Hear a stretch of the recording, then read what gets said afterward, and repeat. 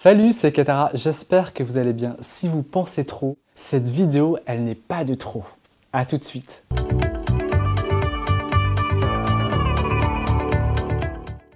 Est-ce que ça vous est déjà arrivé de tellement penser que vous faites les choses vraiment à l'envers? Vous ne savez pas ce que vous dites, vous ne savez pas ce que vous faites, vous avez des gestes complètement incohérents. Il y a des pensées de la vie pratique qui se mêlent en fait aux pensées existentielles et tout se chamboule dans vos têtes et finalement vous sortez de chez vous avec deux chaussures différentes.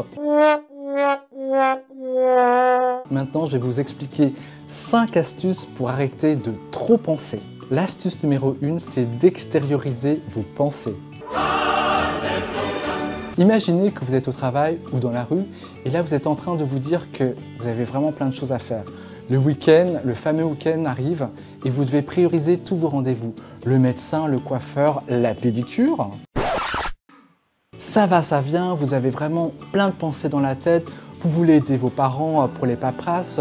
Vous souhaitez aussi soutenir l'association que vous aimez tant. Vous devez prioriser tellement de choses que c'est en train de bouillonner dans votre tête. Les jours avancent dans la semaine et vous êtes de plus en plus en train d'y penser et rien ne va plus et vraiment, il faut vraiment trouver une solution.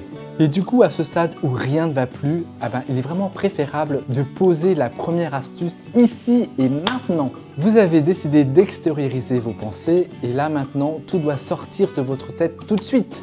C'est simple, vous allez prendre un stylo, un petit carnet et là, vous allez écrire toutes vos pensées une à une. Vous allez voir, le fait de les écrire, le fait de les coucher sur le papier, ça va vous alléger l'esprit et vous allez vous sentir trop bien. Faites d'une pierre deux coups et le fait de coucher tout ça sur le papier, vous êtes aussi en train de vous organiser. Ça vous permet d'avoir un esprit moins torturé et vous allez voir ce soir quand vous allez vous coucher, vous serez hyper satisfait. Si vous n'aimez pas écrire, vous pouvez aussi exprimer vos pensées à voix haute. C'est aussi simple, mais quand même, l'écrit reste alors que la parole s'envole. Deuxième astuce, faites du sport. Tout le monde ne fait pas de sport, mais quand même, je trouve qu'avoir une activité physique, c'est quand même très important pour se libérer l'esprit et garder le moral. Si vous faites du sport, vous êtes focalisé sur les efforts liés à votre sport. Et là, vous êtes en train d'évacuer le stress, les angoisses et vous libérez des endorphines. Ce qui est bien après le sport, c'est que vous êtes détendu et puis relax, vous avez les idées bien claires et vous vous débarrassez aussi de toutes vos pensées négatives qui vous triturent l'esprit. Pour moi, je pratique le yoga, la natation, le fitness et c'est vraiment quelque chose qui me libère l'esprit. Je me sens beaucoup plus léger, j'ai les idées beaucoup plus claires et ça, c'est vraiment très important pour repartir du bon pied. Troisième astuce, agissez au lieu de réfléchir. Vous êtes assis sur le coin de votre lit ou bien sur la cuvette des toilettes et là vous êtes noyé dans vos pensées. Ça suffit tout ça, la procrastination, ça doit être du passé. Vous devez vous lever d'un pas ferme, régler une facture internet qui traîne depuis des semaines, changer l'ampoule qui grésille depuis des jours et surtout si vous avez envie d'appeler cette salle de sport auquel vous pensez depuis des mois et des mois, faites-le, c'est le moment. En agissant, vous allez peut-être vous trouver un petit hobby comme prendre des cours de dessin ou prendre des cours de cuisine. Et justement, le fait de s'occuper l'esprit comme ça, vous allez aussi peut-être découvrir un talent caché. Ce qu'il faut retenir, c'est que lorsque vous êtes dans l'action, vous n'êtes pas en train de penser. À chaque fois que vous êtes en train trop de penser, faites quelque chose et du coup, vous serez beaucoup plus allégé et en plus, vous serez satisfait par l'action accomplie. Astuce numéro 4, vivez l'instant présent. Je crois que j'ai bien ressenti la chaleur là. Lao Tzu disait, si tu vis dans le passé, tu es déprimé. Si tu vis dans le futur, tu es anxieux. Mais si tu vis dans l'instant présent, tu es en paix. Si vous voulez vivre dans l'instant présent, je vais vous donner quelques petites astuces très simples. Vous pouvez prendre conscience de votre respiration.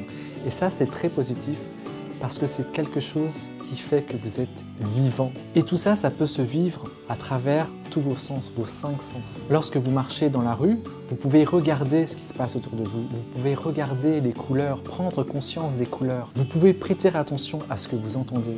Les bruits de vos pas sur le sol, la musique que vous entendez au loin, le bruit des oiseaux, le chant des oiseaux.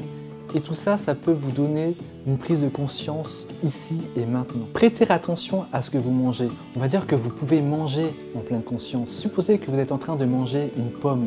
Vous êtes en train de la croquer, vous ressentez le mordant de la pomme et la texture qu'elle a. Et ça vous ramène à l'instant présent. Vous pouvez prêter attention à ce que vous touchez.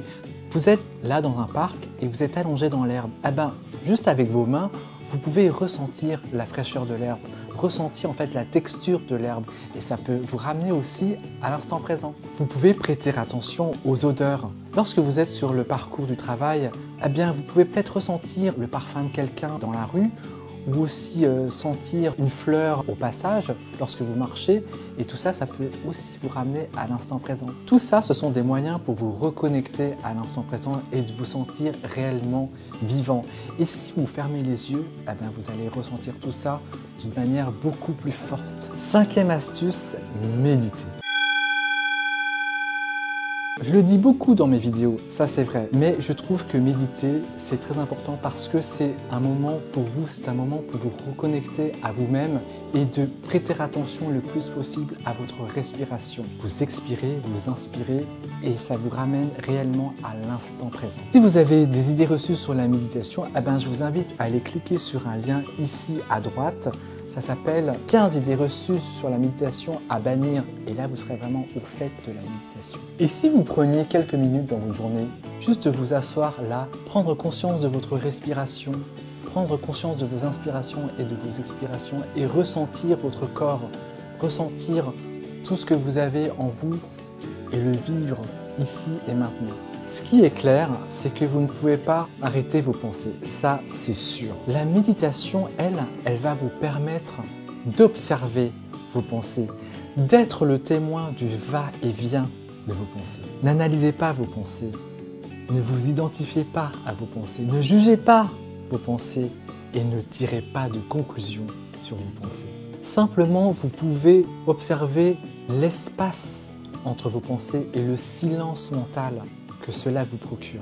Et si vous pratiquez régulièrement, vous allez voir que peut-être les espaces entre vos pensées vont s'allonger. Plus vous prendrez en compte ces 5 astuces et plus vous serez récompensé. J'espère que cette vidéo vous a plu. Vous pouvez mettre des likes si vous aimez. Vous pouvez activer la cloche pour avoir les notifications et aussi vous abonner. Je vous dis à très vite. Bisous bisous.